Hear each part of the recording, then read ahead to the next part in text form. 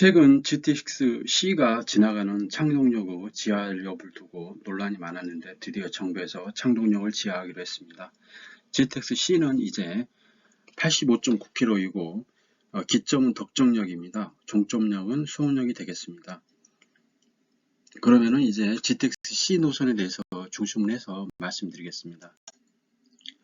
GTX는 현재 A, B, C가 이제 건설 예정이고 GTX-D는 이제 노선을 이제 선정하고 있습니다.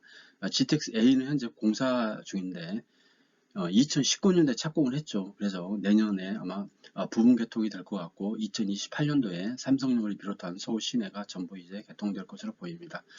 GTX-B는 이제 2030년도에 개통 예정이고 GTX-C는 2028년도, GTX-D는 2033년도 이후입니다. GTX-C는 이제 2023년도 하반기에 아마 개통될 예정으로 보입니다. 이번에 이제 그 GTX-C 창동역 지하 여부에 대해서 이제 굉장히 이제 논란이 많았는데 정부에서 이제 창동역을 지하하기로 했습니다. 그래서 GTX-C를 이제 연내 착공을 아마 본격화할 것으로 보입니다. GTX-C가 완공이 된다 그러면 창동역에서 삼성역까지 현재 지하철 50분인데 14분으로 아마 굉장히 빨라질 것으로 보입니다. 이제 그 창동역 지하 여부에 대해서 논란이 많았던 것은 아무래도 비용 문제입니다. 왜냐하면 지하했을 때 비용이 굉장히 많이 들기 때문에 그 어떤 건설의 어떤 비용에 대한 어떤 산정에 대해서 굉장히 이제 논란이 있어가지고 이제 지상화하기로 했는데 이번에 이제 정부에서 이제 지상화를 이제 백지화하고 지하하기로 했습니다. 그래서 GTX-C 노선이 이제 여기 14개인데 그 중에 하나가 이제 창동역인데 창동역을 지하하기로 했다는 거죠. 그리고 이제 그 가장 저기가 이제 그 큰 게 아무래도 이제 그 경기 북부 지역이 이제 낙후되어 있었는데 아무래도 GTX-C가 건설되면은 이제 북쪽에서 남쪽으로 이렇게 연결됩니다. 그래서 이제 만약 이제 그 창동역에서 삼성역까지 14분이 된다고 그러면은 굉장히 이제 획기적인 변화가 되겠죠.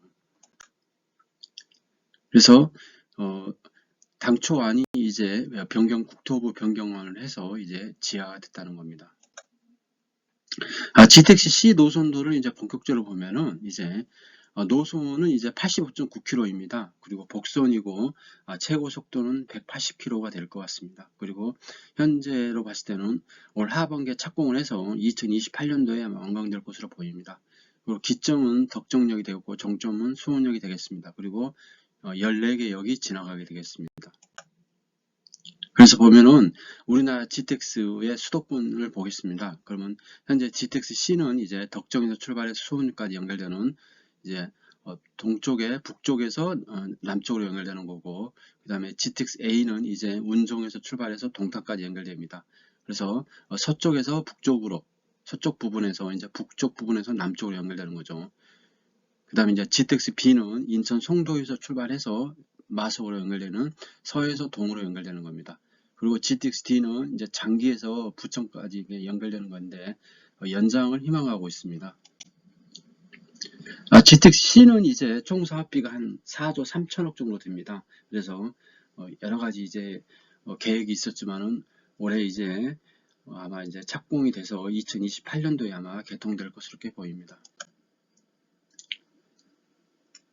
2023년도에 그 실시계획 승인이 되고 착공이 된다 그러면은 이제 한 5년에서 6년 정도 공사 기간을 감안한다고 그러면은 2028년 빠르면 2028년도 늦어도 2030년 이내에는 개통되지 않을까 이렇게 생각합니다. 현재 GTX-C의 이제 우선 협상 대상자인 이제 현대건설 컨소시엄입니다. 이쪽에서 이제 경험이 많기 때문에 아마 원활하게 추진되지 않을까 이렇게 생각합니다. 의정부에서 창동, 청량리, 삼성까지는 이제 그 구간이 이제 26.8km입니다. 아무래도 이제 도심 구간이기 때문에 이 지하 여부도 굉장히 이제 관심이 끌었었죠. GTX-C의 이제 주로 그 정차역은 이제 그 경기도 양주의 덕정역, 의정부, 창동, 광운대, 청량리, 삼성, 양재, 전국 과천, 정사, 금정, 수원역이 되겠습니다. 그리고 현재 10개인데 4개 역을 더 추가하는 걸 이제 현재 진행하고 있습니다.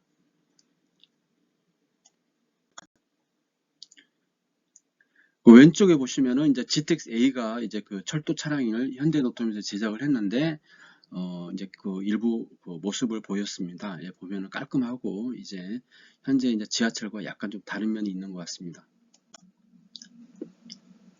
GTX는 우리 그 수도권에서 가장 중요합니다. 왜냐하면은 수도권에 엄청난 인구가 살기 때문에 GTX A하고 B, C, D가 건설된다고 그러면 상당히 이제 물동량이 굉장히 활발하게 될 것 같고 여객 수송에 획기적이 되지 않을까 생각합니다. 현재 지하철을 이제 건설하는 게 이제 지상으로 하는 경우는 이제 토지 보상이기 때문에 굉장히 많은 비용이 듭니다.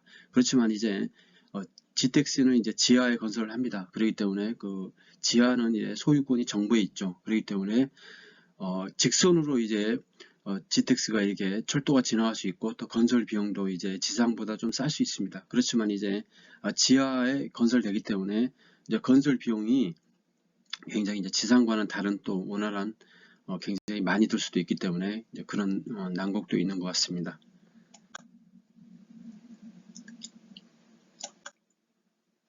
그리고 이제 그 우리가 GTX를 건설하다 보면은 이제 민자 구간이 있고 재정 구간이 있습니다.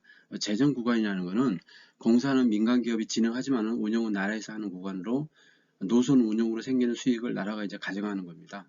그래서 재정 구간은 국가가 사업비를 투자하는 겁니다. 반대로 이제 민자는 이제 공사와 운영을 모두 이제 민간 기업이 하는 거죠. 우리가 이제 민자 고속도로를 생각하시면 될 것 같습니다. 민자 고속도로는 민간이 투자해서 민간이 운영해서 민간이 이제 운영비를 가져가는 거죠.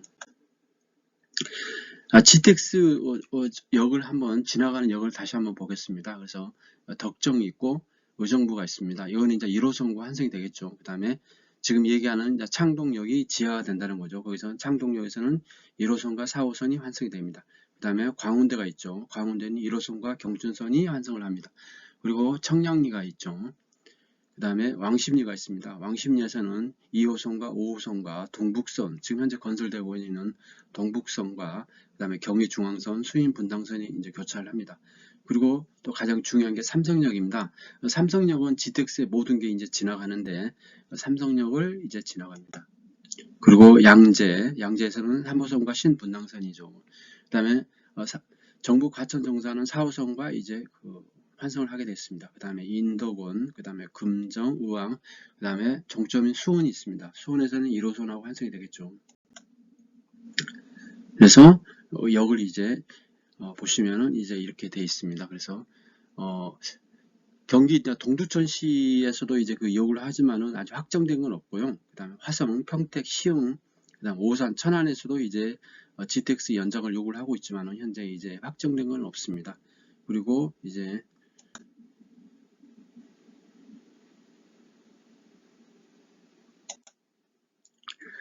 이제 그 국토교통부 자료를 보겠습니다. GTX 창동역을 지하한다는 겁니다. 그래서 이제 정부에서 이제 그동안 이제 지상하고 지하하고 논란이 커가지고 사회적 갈등이 굉장히 많았는데 국토교통부 장관이 이제 창동역 구간을 지하 결정을 했다는 겁니다. 아무래도 이제 지상이 되는 경우에는 도심이 이제 나눠지기 때문에 발전이 굉장히 어렵습니다. 왜냐하면 또 소음 진동 문제도 있고 또 지상의 교통 문제도 있기 때문에 또 건설비는 싸지만은 또 그런 굉장히 이제 부작용도 있는 거죠.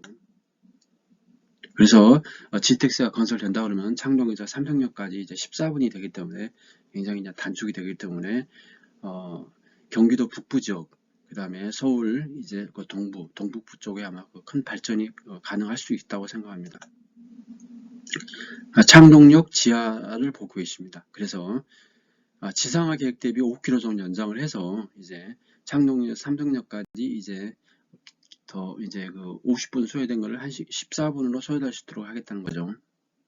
그러면 이제 우리가 가장 중요한 게 이제 우리나라는 GTX를 완성된 적이 없습니다. 그렇기 때문에 효과를 볼 수가 없는데 우리보다 먼저 이제 크로스레일 일종의 이제 GTX죠. GTX를 건설한 영국의 크로스레일 개통에 따른 변화를 보겠습니다. 첫 번째는 가장 중요한 게 통근 시간이 절감이 됩니다. 2분의 1에서 4분의 1까지 절감되는 거죠. 우리나라도 마찬가지입니다. 근데 지하철이 수도권에 이제 다니는데 너무 많은 사람들이 타고 또 시간이 많이 걸리죠. 왜냐하면은 지하철은 이제 건설된 지가 오래됐기 때문에 속도가 뭐 빨라봐야 뭐 20에서 40 정도밖에 안 되는데 GTX는 이제 뭐 최고 뭐 100km 이상 될 것으로 이렇게 보이기 때문에 굉장히 이제 빠르게 하기 때문에 통근 시간이 절감될 것으로 보입니다. 그리고 이제 기차 환경이 쾌적하고 속도가 빨랐다는 거죠. 크로스데일이 120에서 140km 정도 이게 달리기 때문에 속도가 빠르고 또 소음 진동이 적고 승차감을 우수했다는 겁니다. 그리고 또 배차 간격이 짧고 그 다음에 이제 영국에서는 일반 기차에서는 이제 그 와이파이가 없는데 통신 와이파이가 사용 가능함으로써 인터넷이 가능했다는 거죠. 그 다음에 이제 크로스데일은 속도가 120에서 140km 정도인데 우리나라 현재 지하철보다 3배에서 4배 정도 빠르다는 거죠. 여섯 번째는 이제 그 통근 시간이 절감됨으로써 인근 도시의 취업률이 상승하고 도시 개발이 가능했다는 거죠. 그리고 이제 크로스데일 이용자 증가로 자동차 이용률이 이제 감소해서 사회적 비용이 감소를 했다는 겁니다.